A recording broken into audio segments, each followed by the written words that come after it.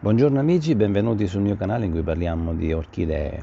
Oggi vi voglio portare, vista la bella giornata in terrazzo, a presentarvi un'orchidea particolare chiamata il Cymbidium, presa dai vivaisti qui vicino casa.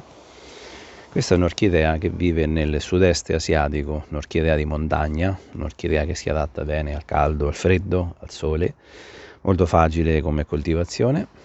Un'orchidea che la potete trovare presso qualunque garden, qualunque vivaista. E vi voglio presentare la fioritura. Innanzitutto, eccola, a breve ci saranno i fiori. Intanto facciamo un video introduttivo della situazione. Queste stanno con me da 2 anni, queste piante, e le ho messe in vaso di terracotta, se vedete, perché chiaramente quel vaso di terracotta, stando fuori tutto l'anno, riesco a gestire bene le bagnature. Questa è un'altra fioritura. Vi volevo fare questo video apposta per dimostrarvi una cosa importante. Innanzitutto che questa orchidea è quella più stressata di tutti, è quella che ha sofferto un po' di più di marciume radicale, perché prima di stare in vaso di terracotta stava nel vaso di plastica e lasciata fuori 24 ore al giorno per 365 giorni l'anno è inevitabile che possa succedere marciumi radicali. Ho provveduto subito a spostarla in vaso di terracotta. Il vaso è di grosse dimensioni, credo che sia un 30, e da quando l'ho messa in vaso di terracotta, anche se piove tantissimo, se fa qualunque cosa succeda, la pianta riesce ad asciugare, e questi sono i risultati, la fioritura che a breve avremo qui. Ma se vedete, dietro a questi fiori, in queste foglie, ci sono altri steli, altre fioriture che verranno fuori. Ce n'è una piccolissima che sta giù, non so se riusciamo a vederla. Eccola qua, questa è un'altra fioritura. La soddisfazione che ho è proprio nel dirvi che possono essere tenute fuori. L'anno scorso stavano anche sotto la neve senza problemi, quindi non è difficile tenerle. Il vento ne prendono in quantità, perché questa è una finestra a est. Diciamo che il sole lo prendono in estate fino a mezzogiorno e mezzo, non nelle ore centrali. Felicemente fanno fiori, le potete tenere benissimo a casa vostra, non dentro ma all'esterno. Io personalmente a -2 l'anno scorso stavano qui, a -2 stavano con la neve sopra, coperte tranquillamente. Hanno preso anche la grandine, purtroppo ecco i segni che vedete delle macchiette bianche non sono parassiti o cocciniglie o altro, ma semplicemente i segni della grandinata. Purtroppo questo è il rischio che si corre con questa tipologia di soluzione, di tenerle fuori.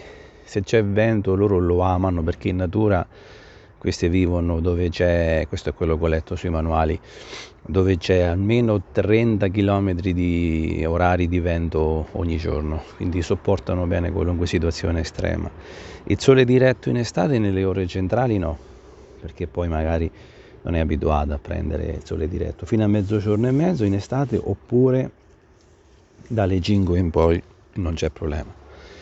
E è una pianta terrestre, definita terrestre, nel senso che non la possiamo coltivare in terra pura, quello no, ma è un mix, il substrato è un mix.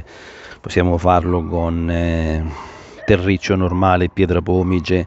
Qui da me c'è in effetti terriccio normale, pietra pomice, e c'è la carbonella, c'è l'argilla, quindi è un mix che noi possiamo fare per tenerla bene sui vasi di terracotta. Non terra pura, perché non è un amante dell'umidità, cioè, spieghiamo meglio, l'umidità la ama, però non possono rimanere le radici, non c'è il sottovaso, niente acqua che ristagna assolutamente, quindi buona acqua. D'estate devono essere bagnate e concimate tantissimo, d'inverno si riducono le bagnature e si riducono le concimazioni. In estate l'acqua ne prende tanta, quando c'è il periodo di secca dobbiamo provvedere noi a darla. Concimazione ne prende tanta, perché praticamente sono piante abituate a mangiare, sono mangiatrici di concime. Qualcuno ci mette anche lo stallatico bellettato e altre soluzioni. I risultati sono belli, a presto farò un altro video in cui vi farò vedere i fiori. Qui abbiamo anche i cani che abbaiano perché siamo su un posto abbastanza affollato. Una cosa importante è che se guardate il tetto, il tetto non c'è, quindi queste stanno a sprombattuto a quello che viene su dall'alto del cielo. Questo è un terrazzo a est, come vi dicevo, quindi il sole d'inverno lo prende la mattina.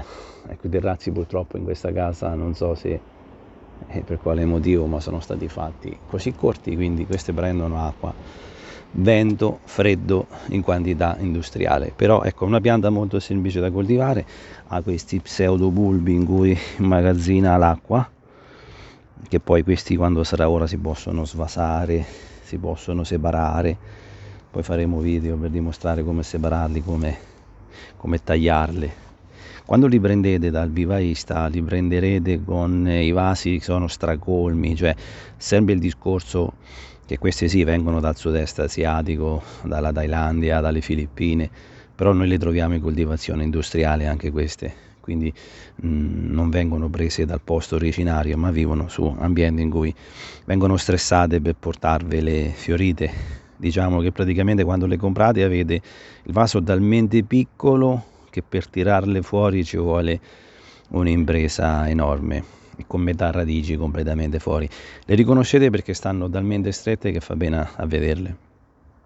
Appena le ho prese le ho subito travasate su un vaso più grande e le ho messe subito fuori. Ho sbagliato a metterle nel vaso di plastica, ho saputo rimediare, ecco, lo leggo adesso, il vaso da 31, terracotta assolutamente niente sotto vaso.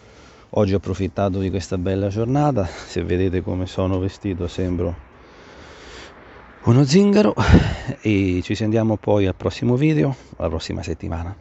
Grazie di avermi seguito.